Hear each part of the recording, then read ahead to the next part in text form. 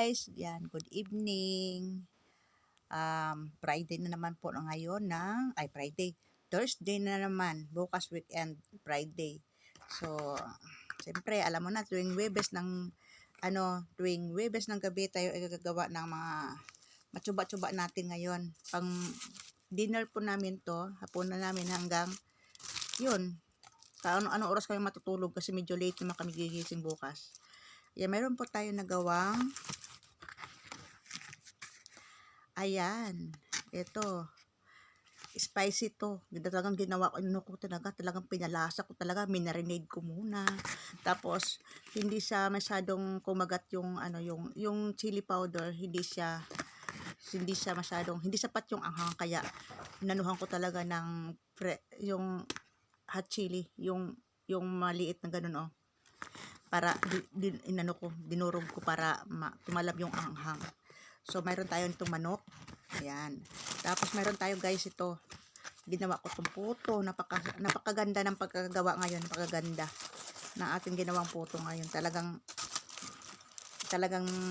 nako, yummy. Napakalambot. Ayan malaki ang puto natin kasi wala tayong molder. So pero napakalambot. Tingnan natin ang sarap. May toppings na cheese pa yan. Ayan, toppings natin. Yun, kay Sis Nilda, na mayroon na rin siya doon. Divide na yan. Yung maniho namin, mayroon na rin siya. Kinain na nga na.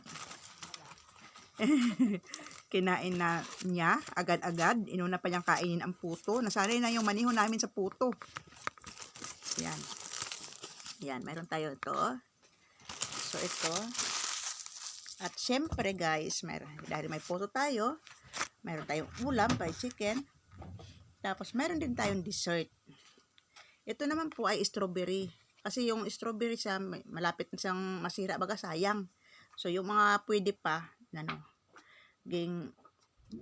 blender ko. Tapos puro gatas ang sinahog ko dito. Sukal, yun lang. So mayroon tayong dessert, ice cream. Ice cream ang kinalabasan nito Ayan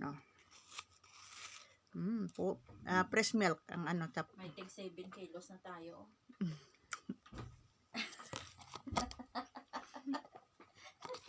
Ito dyan pa.